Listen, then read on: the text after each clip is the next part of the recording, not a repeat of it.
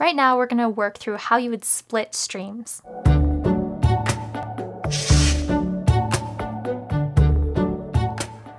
First, we'll start off by looking at an orders combined stream.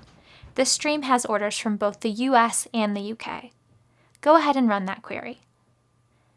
You'll see that the results, like I said, contain orders from both the US and the UK. Let's create a new stream called US orders. The purpose of this stream is to only have orders from the US. Run the query. Let's change that query to only have orders from the UK. Run that query. Now move over to the Flow tab. Go ahead and click on the US orders. On the right-hand side, you'll see it only contains orders from the US. Click on the UK orders, and you'll see it only has orders from the UK. And there you have it. You've split a stream.